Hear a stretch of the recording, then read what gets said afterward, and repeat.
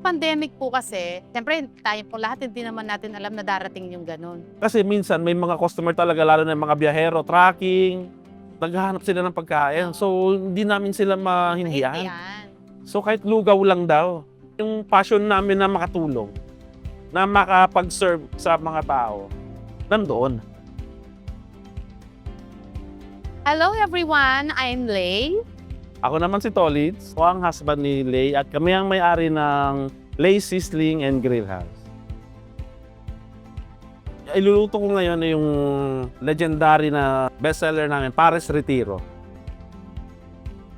Bilang isang may-ari ng isang parisan, isang tapsilogan na ito, ang pinaka-customer namin talaga, ma'am, ay yung mga Right. riders, commuters, yung mga customers sa gabi.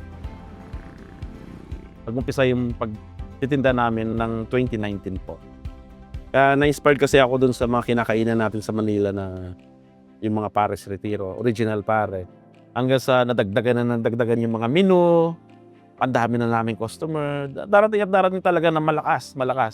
Excited talaga kami. Ang ganda ng sales. 2020, close po lahat. As in talagang lockdown, di ba? Pati kami, nag-lockdown din dahil bawal po talaga, mahigpit. Nakikita namin yung need nila sa pagkain. So, nung time na after 3 months, 4 months, parang lumuluwag na. O, pwede na tayo mag-start.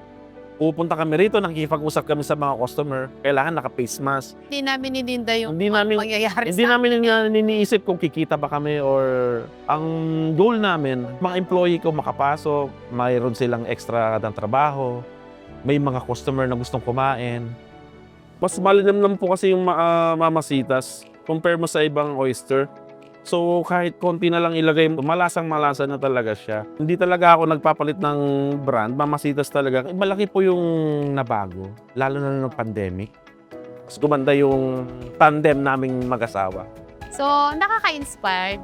Parang nagkakaroon ka ng motivation na magpatuloy kasi yung mga positive na sinasabi ng mga customer mo, Oo. parang napakasarap sa pakiramdam.